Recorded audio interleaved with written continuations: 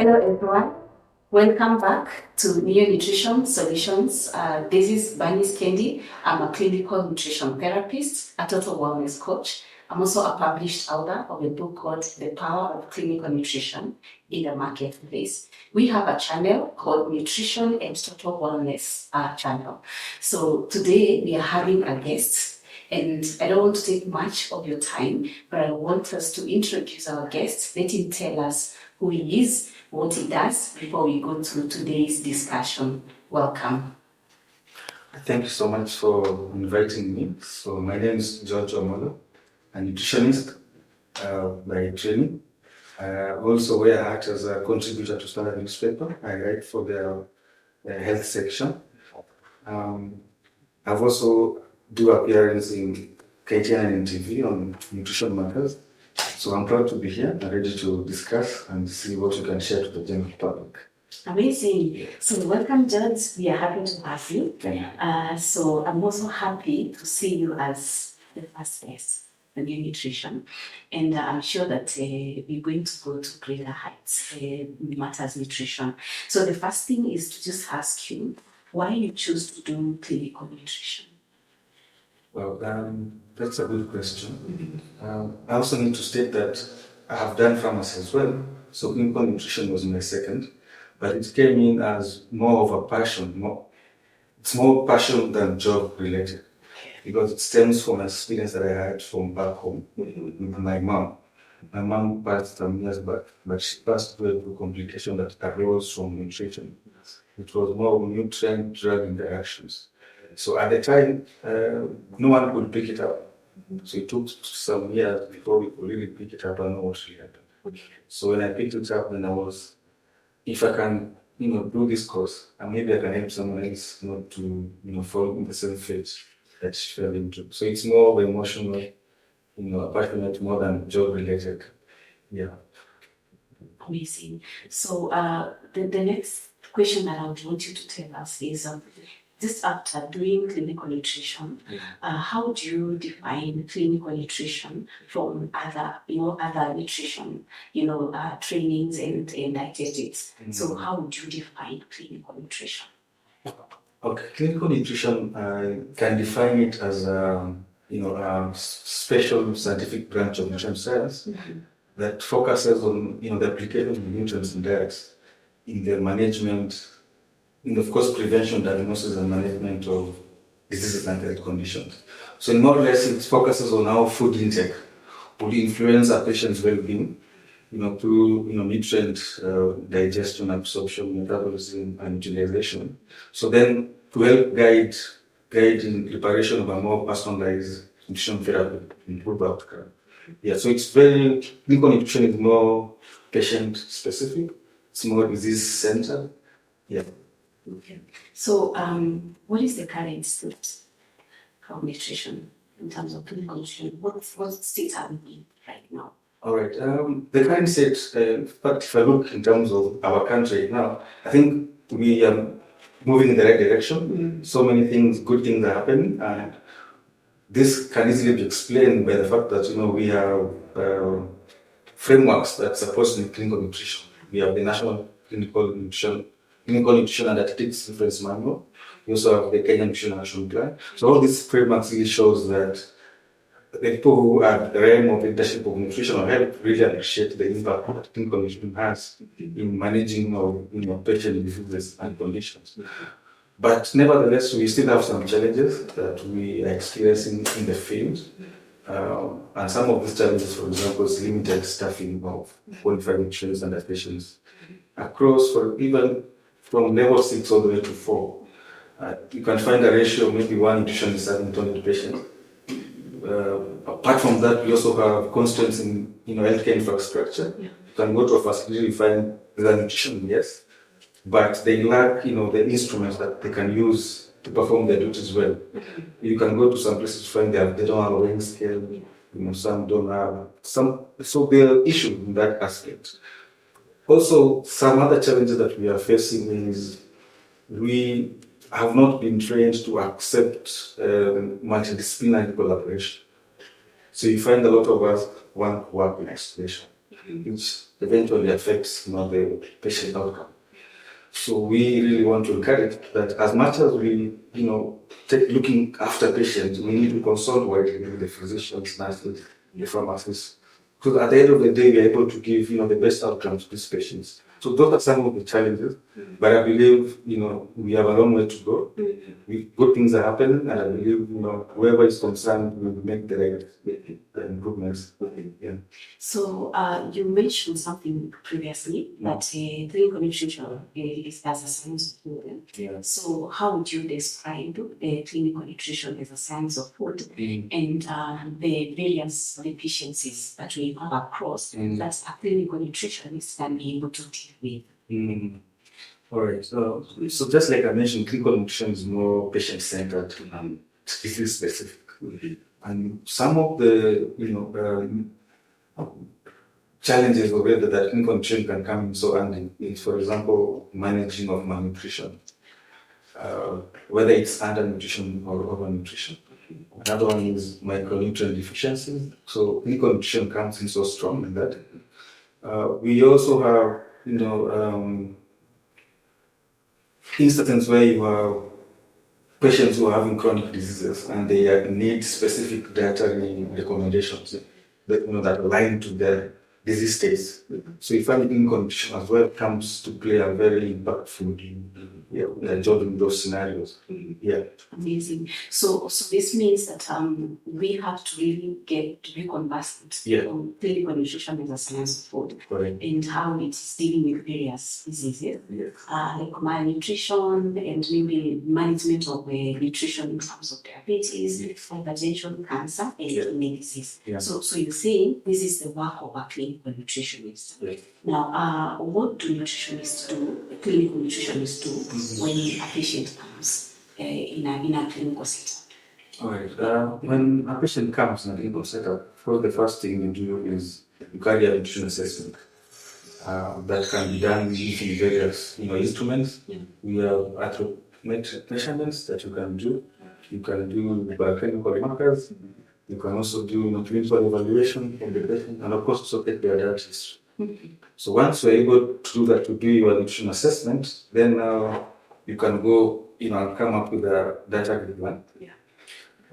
But once you give the patient a dietary plan or treatment plan, you also have to monitor it, to monitor the progress. Sometimes you find you can give a plan that may not work, or maybe you give a plan then later you realize probably there are cultural differences because we come from different cultures, and certain foods that may recommend for me in my culture, I may not be taking them. Sometimes we monitor the progress of the treatment plan. Now, if you find that probably the progress is not as good, then you can do adjustments when necessary. So that journey requires a good understanding of clinical nutrition, and not just clinical. In fact, you need to tailor that or marry that with medical, knowledge as well. Because clinical nutrition also means that you have to understand your pharmacology, physiology, anatomy has to be on point. And that's what we are saying. Even as you manage this patient, then you need to collaborate. To incorporate multidisciplinary collaboration. So I bring what I need to bring to the table. The physician bring in what they need to bring. The nurses, the pharmacists, the lab techs. So together as a team, we give the patient the best. Just to ask you, from that explanation, do you think the multidisciplinary approach is well taken care of in terms of our clinical nutrition practice currently? Do you feel like there is a gap in between a clinical nutritionist, the doctors, the nurses, and what can you say about that whole discipline? Yeah, I think there's a big gap actually, and I think we have not really taken it up and appreciate the fact that we need to collaborate and work together as a team to ensure that we improve the therapeutic efficacy of whatever nutrition plans that we're giving the patients. And I think the gap is coming from the training, if you may ask me, because at the training we are not trained to collaborate with the other healthcare practitioners. If you go to medical schools, you'll find that the nurses and the doctors, their schools are actually near each other. Now, when they go for their attachments, they actually work together in the same station. So more or less, traditionally, they have been trained to work together, the nurses and the doctors. But I think because it's a whole profession in the country, nutrition is not as old. So you find, I mean, in our own country, so you find probably that aspect has not really come out so downly, but I think we need to appreciate it and bring it up, that we cannot work alone. I remember nutrition is an healthcare course. When a patient comes, for example, a patient who has a chronic disease, for instance, and we are talking even diabetes, let me take diabetes as an example. You know, a diabetic patient will require a medical review from a physician. Apart from that, the physician, prescribes a medication which they need to get from a pharmacist. And the pharmacist may advise the patient what will be the side effects that the medications can have, or any interaction that could be, or common interaction. The nurses also has an impact on that patient. The lab person also has, because they have to take the biochemical markers and such. So when the patient comes to me for dietary regimen, the recommendation, then I also need to pick up the notes that the physician has given. I need to understand from the patient what were the advice given to you by the pharmacist, and see how I can collaborate that in my treatment plan. So instead of waiting to have the notes from the doctor, why not just work together as a team? So we sit in a table like this. So as a physician, what is your intent? What's your take to this patient? The pharmacist can give their input, then I bring my input. So at the end of the day, we have notes that encompasses all our inputs to give the patient the best of what can. So the multidisciplinary collaboration has not been as good, especially from the aspect of the clinical nutritionist, but I believe we can do better. Yeah. I believe that's true. We can do better because clinical nutritionists are healthcare professionals, as you've said. And I understand the fact that you've explained that, a clinical nutritionist is also, being a medical professional, they're supposed to have a knowledge in terms of explaining the drug and food interaction. And we also talk about there is also food and food interaction. There is also food, drug, and supplement interaction. There is also drug and supplement interaction. We cannot talk about it today. That is a whole different topic that probably we'll have it some other time, so that we can make the public understand why clinical nutrition, how it comes in, and then whatever happens inside the clinical nutrition session, from the body composition analysis, going towards understanding the medical test review, analyzing the review. A clinical nutritionist can analyze the medical test, because again, as you said, you said you cannot do a meal plan without understanding what the medical test says. And therefore, if you don't know what the medical tests are saying, let's say, giving an example, maybe you can also explain to us that if vitamin D is low, or if calcium is low, and all these are found from food. If the electrolytes are imbalanced, and all of them are found from food, then from a clinical nutrition perspective, what are we supposed to do? And I think what was also mentioned is very important, and you see the way you're bringing it also underscores the point that you really need to also be able to understand, the biochemical markers or the lab readings that the patient will come with. Not just understanding, also to be able to translate it and know what it means in terms of how it relates to the patient's condition, and see how you can put that information together and give the patient the best dietary regimen or plan. So that knowledge is important, and that's why we emphasize that clinical nutrition is more of fusing your nutrition science with medical knowledge. And that's why we feel, even, for example, pharmacology was not in the curriculum of nutrition some way back. It was reintroduced, I think, after the regulators realized this is a medical course. And for a student to come out and be a good clinical nutritionist, understanding of pharmacology is very important. Same as anatomy. But I think when the course began, this was not clear. So which means as the years moved by, appreciation of these courses happened. And I think from where I sit, I think we need to do more. I am looking at, clinical nutrition is evolving. We have people herbalists. We have herbalists, right? They studying herbs. And herb is also medicine. And if you look at it from that perspective, it's also part of nutrition, because herbs is also food. So, and I'm thinking we also need to introduce a course like pharmacognosy into the training of nutrition, so that when you come out to become a well-rounded person that can, confidently be able to take care of a patient in that aspect. Yeah. So I agree with you completely. Now, a statement I've always had people talk about are nutritionist chefs. Now that one, in fact, that one is one of the myths that people have around here. It's one of the things that when I went for this course, I really feared. And I remember in my first year, we were told to buy it because there's a unit where you cook. Meal plan, there's that unit. So you were told to go and buy those grapes, and they were like, oh my god. So this thing is true. First year. So then I realized it's just a unit, which is important as well because we need to understand also how to prepare food. Because for those who are in hospitals, remember, preparation of food is also very important because there's a kitchen department in every hospital, and most times they're headed by a nutritionist. So that knowledge is also very important. But that belief or misconception that nutritionists are chefs is not true. Chefs is a different field altogether. They have their own training, they have their own curriculum, so it's something different altogether. We have that unit of meal preparation in the first year. It's just a unit that you do for 2 semesters, or 1 semester actually. But it's important because it's part of the training, and it's good to have that knowledge as well. So nutritionists are not chefs. Chefs have their lane, and we also do have our lane. Yeah. So I'm thinking soon we'll have like culinary nutrition. Yes. Yes. Maybe you can tell us something small about it and how it links with clinical nutrition. Just understanding to master, let people master what clinical nutrition is and how can we link that with culinary nutrition. Yeah, culinary nutrition is also another specialized branch of nutrition because now you're focusing on how well prepare meals. Because again, you realize most people don't know how to prepare meals so well. And if you look at it actually carefully, you realize even these nutrients, you can give a patient a dietary regimen.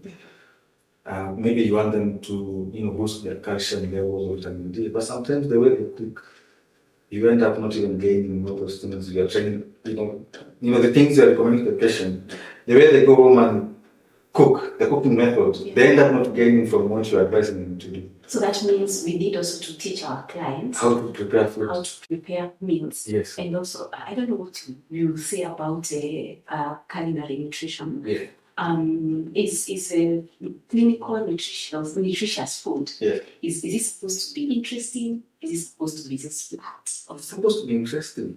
Food is supposed to be interesting because if it's not interesting, we will take it anyway. Food is supposed to be interesting. It's supposed to be colorful and appealing to the eye.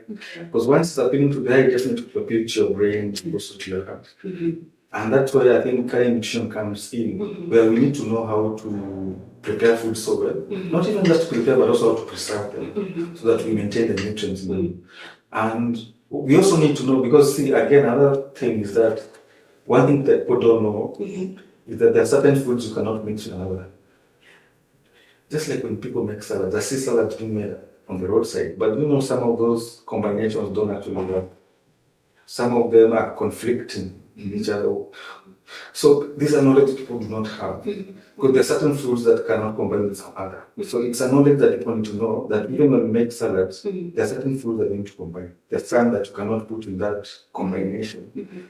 Now, even foods, there are certain foods that you cannot combine with others. There are others that you need to combine to improve the nutritional value of that food. So that information also is not out in the public, which I think also is still upon us to educate the public and let them know. Because sometimes, and even if you look, if a patient comes to you that has that prescription, maybe diabetes, for example, and they have different drugs that they've been treating for. Now, if you cannot understand a prescription or a physician note and to give a patient a dietary regimen, not realizing sometimes the food we give may interact with the drugs that the patient is taking. So if the patient end up not benefiting, so they may think the drug is not working, but actually probably it's the food that you gave or that we recommended, because that knowledge was not there. So you see, there's a lot that we need to do. And that shows how important our profession is. Yes. Very important. Yeah, and that information we need to put it out there for people to know. Okay, so tell me something. How do you address misinformation? You can tell them a little bit how we should now address that. Yeah. Well, especially in this age of social media, there's a lot of misinformation. Okay, one thing from the perspective of nutritionists is we have to engage in continuous engagement with clinical trials. Yeah, so another way, of course, also we have to be updated on the international guidelines that are coming up because new things come up every day. And there's a group we share, and one of our best friends, Moa, keeps sharing, updating things which are happening. And sometimes we are shocked. The field is running so fast.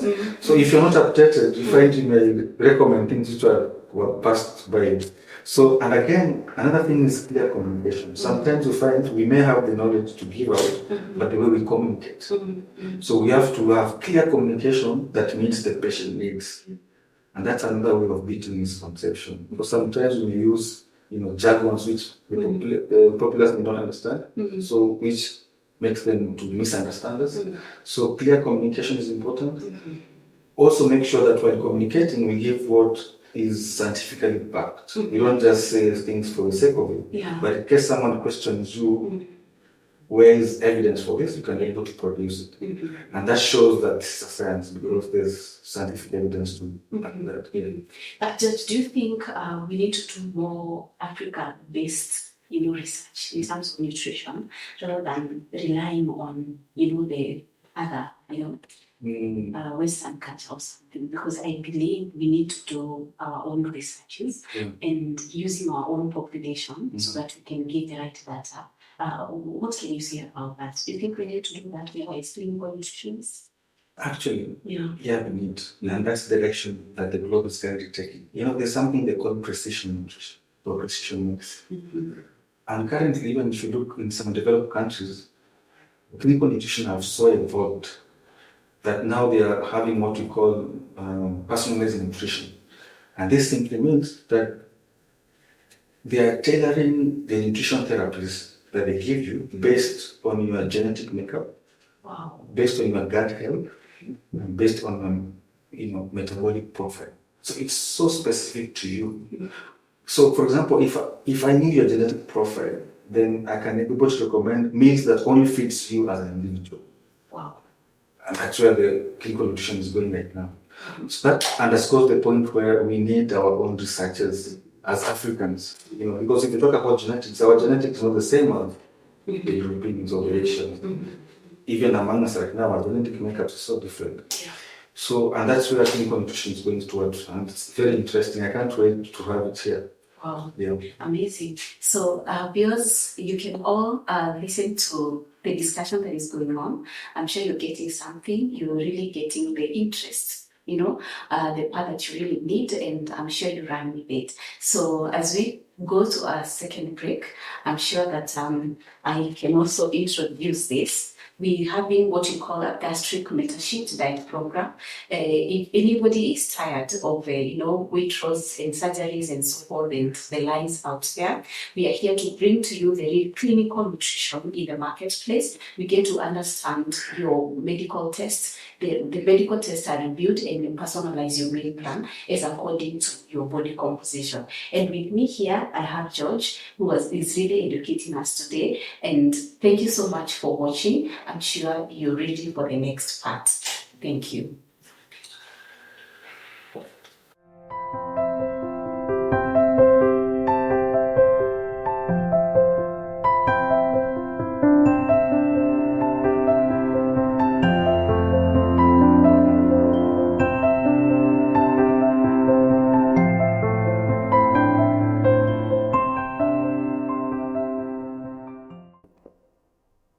Welcome back. Today, our guest, George from KENSA. KENSA is the initials? KENSA is Kenya Nutrition and Dietetics Students Association. Kenya Nutrition and Dietetics Students Association. It's the National Association for Nutrition Students. And you're the founder? Yes, and young professionals. Amazing. I am the founder, yes. Right. Amazing. Yes. So what is the agenda?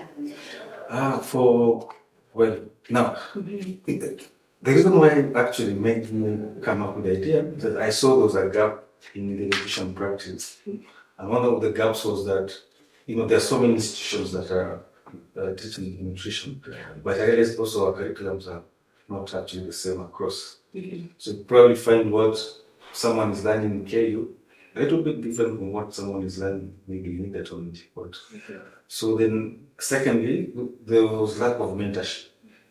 And that's why you could find a lot of nutrition students after graduating. Most of them will change to different courses. Most of them would go into different professions because there was lack of guidance and someone to monitor them and show them the way. Well, they were there, but there were not many enough. So then I felt, why not then come up with an association that will be able to bring all the students together?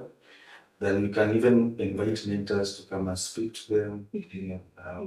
That's why we started.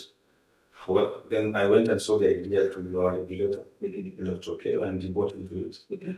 And he actually had it as a policy. So it's now among the policies that all the universities or institutions that are teaching nutrition, they need to have association within the schools, which we call local chapters.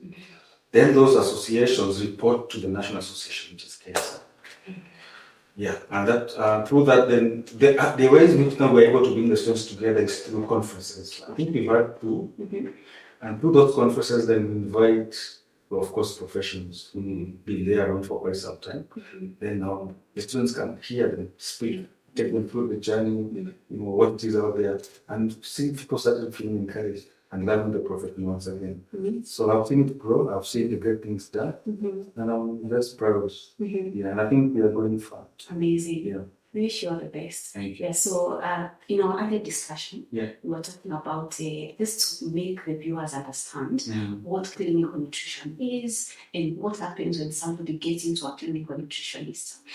Whether you're losing weight, whether you're adding weight, because that's an issue that we'll talk about another day today. I would want you to tell us, is diet a prescription? Yeah, of course, that, I've heard the phrase, let the food be the medicine. Yeah. So which basically means food is medicine. And if food is not medicine, why do people get food poisoning? You get food poisoning because you've taken contaminated food, right? So this means food is medicine. So when you use food in the right way, it heals you. When you use it in the wrong way, it also affects you. So basically food is medicine. And that's why you find that when you're given diet regimens or meal plans, that's a prescription on its own. And just like any other prescription, you are supposed to adhere to it. If you're told take it for 5 days, adhere to it for 5 days. If you're told take this meal 3 times a day or 5 times a day, adhere to that. Because then if you don't adhere, then it will affect your treatment outcome. It's a prescription. So you need to adhere to it 100% so that you have a better clinical outcome because that was the initial intention. Because food is supposed to improve your recovery in case you're sick, it's supposed to improve your immune system, so it's supposed to give you a good quality of life. So that's medicine. So that's a prescription that needs to be honored. So our viewers, George is saying that when you get a meal plan, it is very, very important for you to follow that as a prescription. Just the way you follow medicine. Sure. If you're told 1 times 2 and the diet is 7 days, follow that for 7 days. Exactly. You want to heal your gut, you want to heal blood pressure. Yes. You want to be well in terms of balancing your insulin levels, make sure you follow that, because I'm sure all of us require or we need proper outcomes as we go along, right? Absolutely. And again, you said health as well. Yes. You said food is medicine. Yeah, food is medicine. And I think also to reiterate your point, you see, for example, when you're given, if you're suffering from, let's say, a bacterial infection, and you're given a prescription of antibiotics and anti-inflammatory for maybe 7 days, and in a way you forget and skip 2 days, that treatment will not work. And most of the time you find resistance or relapse. That is the same what happens to the food prescription or diet plan. If you do not follow, for example, if you're given a diet plan to lose weight, for instance, and one way you don't follow it or you skip, you'll find yourself actually losing or gaining more than losing. So in a nutshell, that's a prescription that needs to be honored, and you need to follow it strictly. The better. If I thought you need to, want to have the best of clinical outcomes, they need to follow through. Yeah. Do you feel like your patients are well guided when they come to you by other medical professionals? Do you feel they are well guided or they are misguided? I think majority are misguided. And I think for the longest time, our roles as clinical nutritionists, are being performed by other cadres, which I don't know if I'm supposed to blame them. I don't know what I need to say about that. But see, find a lot of physicians within their own right, they also give nutrition guidance to their patients. And sometimes they do it right, sometimes they don't do it right. And I think that's why we talk about, multidisciplinary collaboration. Yeah. And that's why there's something we call referral, referral, right? So which means if a patient comes to me and has a condition that I cannot manage, I should be well enough to refer this patient to someone who can manage that patient well, depending on their specialty. If someone comes to me, for example, who has cancer, I'm not an oncologist, so I cannot do anything. And refer them to the nearest oncologist.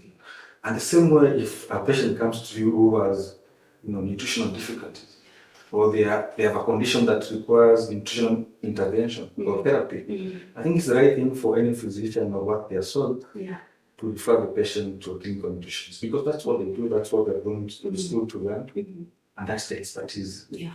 And I think some physicians are not having. So we have a gap. We have a gap, and many patients are being mismanaged on that front. I think we need to. Sometimes I'm sure that we even get a patient who are giving you different meal plans from different medical professionals. Yes. When you look at it, you're like, wow, you gave this to somebody who is diabetic or hypertensive. Yeah. And also the notion about meat causing high blood pressure, Yes.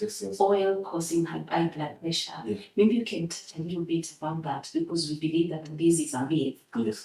Like meat and oil is not as a major issue as they all say. So maybe probably you can touch a little bit about that. I think in fact in the field of clinical nutrition we have so many myths and misconceptions that goes around, and some of these myths and misconceptions are actually fueled by our fellow practitioners in the same field. And I think because probably they lack knowledge that we do have. So especially like you've mentioned the issue of cholesterol, which I think has been around for many years. It's been around, and many physicians or other healthcare practitioners are carrying it and are moving around with it. But we have some studies which have been done in clinical nutrition that has proven otherwise, that actually cholesterol has little to do. It has little to do with high blood pressure, as it has always been thought to be. And you see that information is only clinical nutritionists who have it. And that's why we are talking about, or insisting on referral mechanisms. And, keep saying this, interdisciplinary collaboration. And another issue, actually, coming to think of it, there's this issue that people believe that nutrition has meaning going back to disease outcome. That's also another myth that we need to bring down. Nutrition has a very big role to play in the clinical outcome of patients. Whatever disease they suffer from, even if you look at communicable diseases, for instance, HIV, TB, those are infections which affect the nutrition infection cycle. So it clearly shows that nutrition has a very big role to play in this patient. If you look at those people who are having chronic diseases like diabetes and such, and that's where you look, there's something we call carbohydrate control. That is a nutrition principle like to give to patients who have diabetes, for instance. We have another place we talk about sodium restriction diet. Another principle of nutrition that we give to patients who are unactive. So these principles, it's nutritionists who have them. So that's why we need to be fully engaged when managing patients of whatever medication. And sometimes I see people say online, my nutritionist said, What would you say about that? My nutrition say this, I don't feel like I want to follow this, I don't think this is right information. How can we tell our viewers to make a difference between just a nutritionist and a clinical nutrition? So now we can go deeper to how do we treat some of the conditions.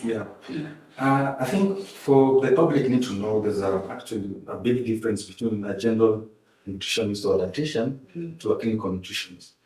And what is the difference? A general nutritionist and dietitian, what they promote is a more broad preventive guideline or community wellness. It's more broad. But clinical nutritionist is very laser specific because now we are specific, patient specific, and it's disease specific. So when you come to me, for example, as Branis, then I will treat you as Branis. Look at your, parameters. Look at your, biochemical markers. Do clinical evaluation that is only based on you. Look at your, for example, we have to take your age, your metabolic profile. We have to look at your health status as well. So it's specific to you as an individual. General nutrition is more broad. I can just decide. For example, we have health guidelines in a hospital where you go and find a big poster in the hospital. And the same for diabetes, this is what we need to do. That's general information. And that's what we call general nutrition. Because generalizing a population. And a population cannot be generalized. Our cultures are also different. So you cannot say we all take dairy in a room. And we not be taking dairy. Or you can't say that we all take omena because it's good in drink. There's someone who can take it because of their culture. So that's the difference. So clinical nutrition is more specific. So how do you tailor nutrition plans or to individuals and patients or even populations? How do you tailor that? Just like I said, when a plan comes, in the aspect of clinical nutrition, you have to take specific parameters of the clients. You have to pick their ages. Once you pick their ages, of course, also you have to know their health status. Then you have to know the disease state that they are in. You also have to look at the metabolic profiles, but to ensure that the meal plan you're going to give, they are actually able to utilize it well. So the parameters are specific to an individual that comes to you. It can never be the same. So that's why we even say that nutrition assessment is very key and important. And for you to do a good nutrition assessment, you also have to have the right tools to do it. Sometimes you want to do nutrition assessment to a patient, but you lack the tools to do it. So you may find that at the end of the day, you may not give the patient the itself.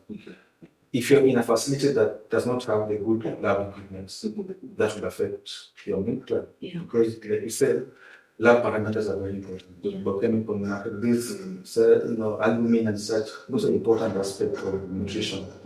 So if a facility lacks good lab equipment, that's already a deterrent in serving the patient. If a facility does not have, weighing scales probably to take weight of them. Or probably, because weight is important to them to know the BMI and such. And well calibrated. And exactly well calibrated.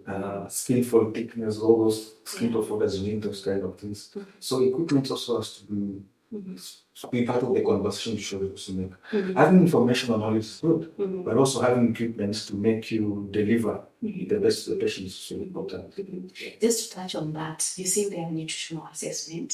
So that means we have weight, we have the height, and then we come up with BMI, which we say, when it comes to clinical nutrition, we said earlier that we don't focus on BMI. We look at others. So what are those others? Like maybe the muscle mass and the rest. If you can mention a few, and then we can try to wrap up them. Okay. So in fact, there are new products that have been made. There's an instrument or rather an innovation that we call, biochemical impedance analysis. And this is actually estimates the fat mass, the muscle mass and the hydration. And that is the new way. Because we give you much more than what BMI would not give you. Because BMI is so basic. This other one gives much more. So, and that's why we keep saying having the right instruments. It's also very important because we help you manage the patients much better. So when you have that, there are other innovations that are coming up. For example, we talked about personalized nutrition and genomics, which Yeah. I think it's not yet picked up in our country, but it's something that is coming up. Yeah. We also, Skin. the skin follow also is very important. Yeah. We something else is the dietary interviews or survey. Yeah. This is very important. I know some people who want to give that reply, but not understanding what's the nature of the diet the patient has been taking before. Yeah. So we also do dietary interviews. Also clinical evaluation, you can also need to do that. So that you evaluate the client and know what is the end state of the point. So there are so many instruments that we use. Okay. And when you speak about body impedance analyzer, I've also realized that there are so many of these machines in the market. Yeah.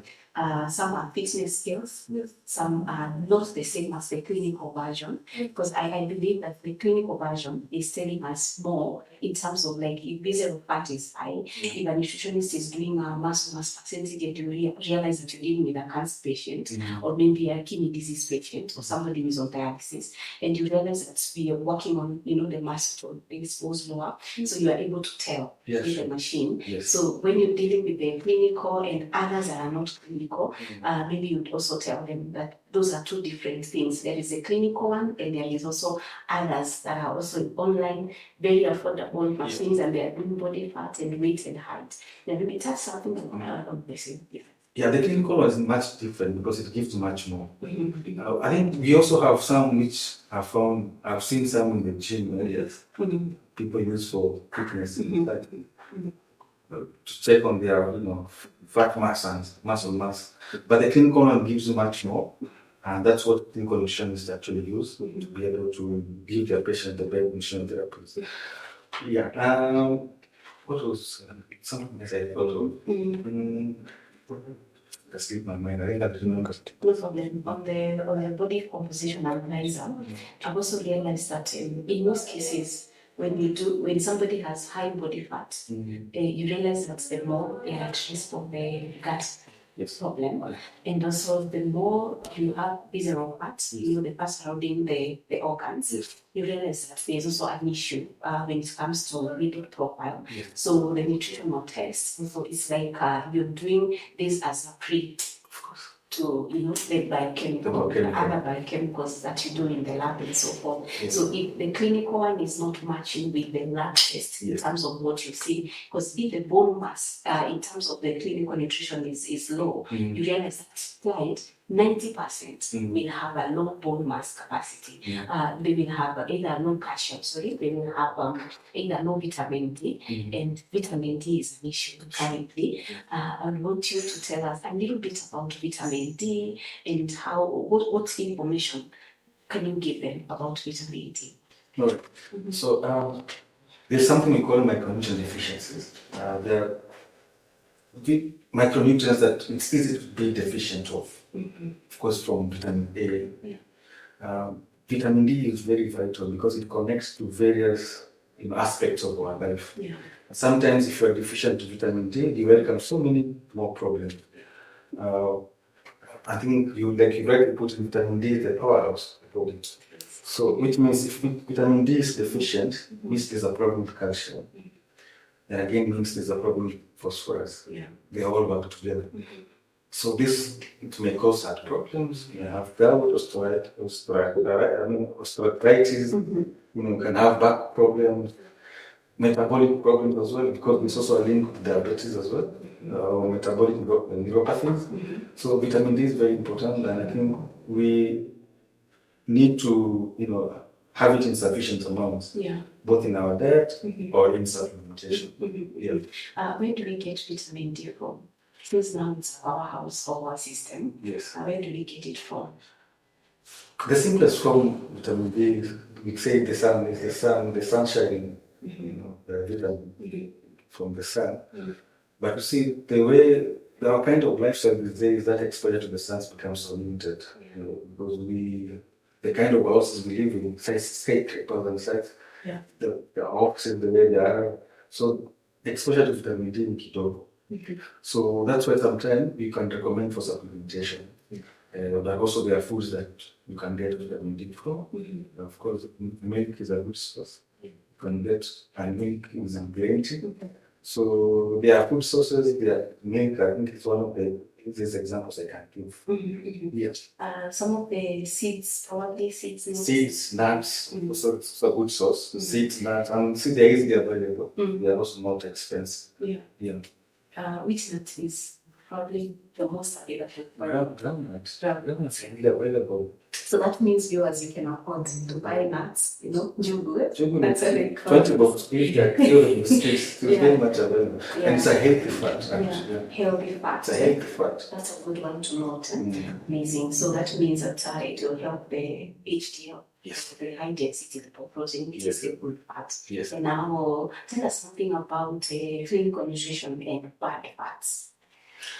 All right. Now the term bad fats. Yes. Now, of course, we have foods that could lead to that.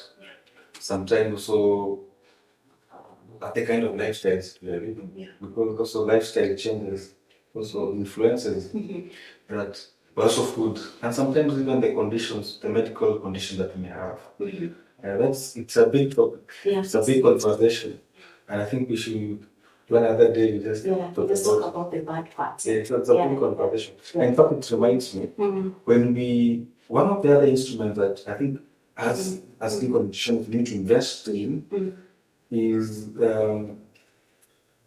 HbA1c analyzer. HbA1c. Very important.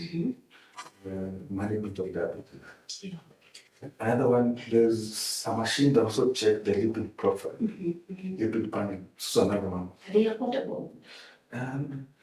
Well, affordability is relative. Yes. Affordability is relative. But it's important because again, how will you manage the patient if you don't know the lipid profile? Lipid profile is important. Even HbA1c, it's good when you have those parameters.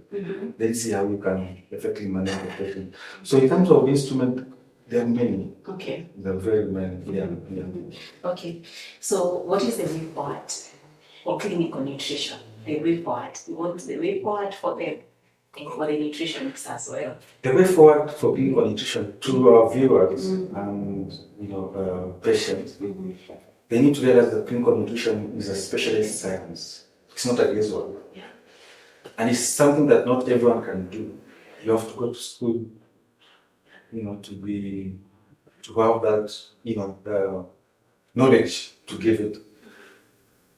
A clinical nutrition, like I said, it's a very serious science, which means you have to, study anatomy, you have to study pharmacology, you have to study biochemistry and all these things. It's a very special science. So let the populace who are listening to us don't take it lightly, that you can just dish nutrition information. That you can just take nutrition information from anyone, especially from bloggers and online, online media. You have to get a certified clinical nutritionist. We are certified. In fact, we also have registration numbers. You see the way you can really confirm if a doctor is at work or not. The same way you can do for clinical nutrition. With a website, you just go and check, put in their name, and see if they're registered or not. See if the information they're giving is if they are meant to give that, are they qualified to give that information? So the public needs to know that you can actually differentiate between a professional and a quack, all in our own field. You can go to our website, KNDI website, just put someone's name, you have all the details and know. So the public need to be very careful not to take information from anyone. Another thing we need to tell the public is that nutrition has a big impact on the disease outcomes. And I think the public need to know is that patients cannot follow the same diet. You cannot follow the same diet. This quote, actually, what mean the one you gave to patient X doesn't work like that. On the diet is working. Also, the diet is working. They are not using it. Have you gone to salon no? Mama kwa salon wakishukana. Na mwisho the siku mtaka ni mzuri. So ni peke tunakulanga.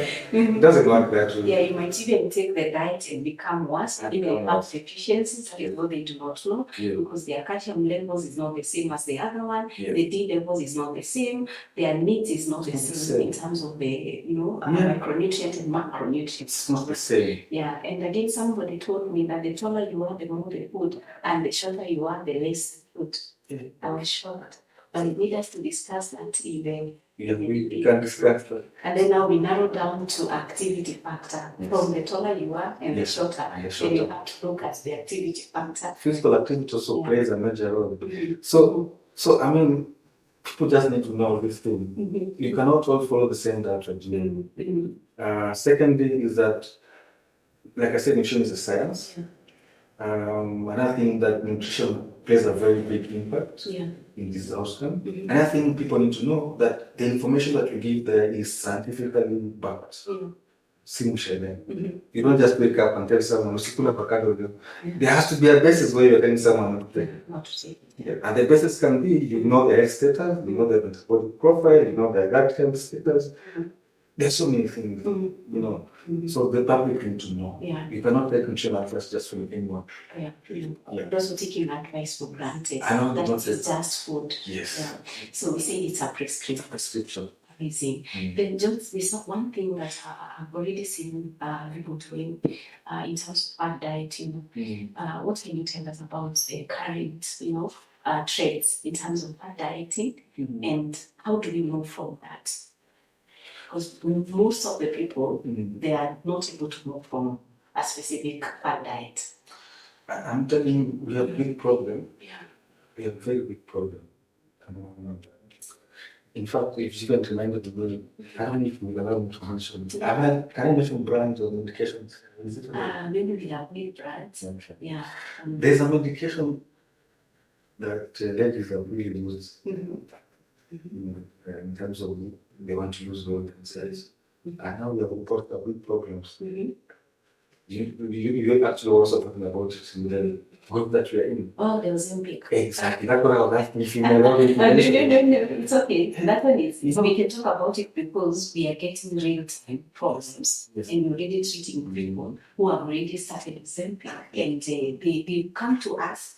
You see, it's us who are telling the public that we have people already coming to us with conditions that we're already treating, with even liver toxicity, and so many other complications of the electrolyte imbalances. Yeah. Please talk about that. In fact, the worst part is that the people who market these diets and these, fat diets, and even these drugs are not even nutritionists. You find them with social media influencers. You go online, you see someone telling you, I lost weight because I used, and people go and start using those medications, not realizing the effects. Now we've seen with the lawsuit, I think 1 billion was said for the company that manufactures them. Because people are really suffering. The after effects is so bad. Yeah. But I think people are still, even in our country, now people are still buying it. Despite that it's very expensive. People are still looking for it. And I think it's need to organize a session for this. Let's talk about this, the fat diets, and just let the public know. So there's so much to say. Amazing. So what else do you have in addition to everything you talked today, maybe before you leave? I think, first of all, I want to thank you so much for giving me the chance to come here and to be able to, talk about some of these issues. They're emerging issues, but they're also very important. People take nutrition as a joke. People don't take it as serious. People don't even know it's a science. It's a human science. People need to know. Secondly, is that we keep saying that diet plan or nutrition regimen is a prescription. It's like a medicine. It's actually medicine, not like a medicine. So when you're given one, you need to follow it to the end. If you want to get the best clinical outcomes. Thirdly, also what I need the public to know that in whatever disease that you have or indication, nutrition plays a role in your food recovery. Hata kama uko na homa. Hata kama uko na homa, you're sneezing. There are foods that if you take, will improve. There are foods wherever supplement you take that should improve. And that's something you're told, hata uko na homa, don't take medication. Homa is viral. Why are you taking that food? But you'll be told take vitamin C. Why? Because you boost your immune system. That is food. So instead of going for the supplements, there are food you can actually take that are rich in vitamin C. So whatever disease that you're in, food plays a big role to ensure that you are actually cured. That was my parting shot. Thank you so much. We really appreciate your time, George, and we don't take this for granted that you are our first guest in the nutrition I'm and humbled. wellness channel. I knew you would bring the best out of everything that you talked about today. I know the public is really waiting to know more about clinical nutrition, so that anybody selling supplements and talking about nutrition information, they have not studied clinical nutrition, they should not talk about disease. Yes. And so I believe you'll be able to regulate that and tell them that we are many. Yeah. It's not only Paris a church. We Yeah. are bringing others, clinical nutritionists who are doing very well in this country. Yeah. There's so many, and I'm sure all of you, if you just get attached to one, you will get very good information so that you understand how you can lose 2 to 3 kgs in a month, which is clinical, and not 4 in a week, or even 7 kgs in a week, because that is the lies that we have out here. That if you follow a diet, you lose 14, then all the weight comes back. Then we start now having another problem, in terms of health. And therefore, we want to have a strategy. We just bring in, a strategy in terms of clinical nutrition, where to begin, how to understand it, and this was the best that ever happened to us and to the public. So thank you, our viewers.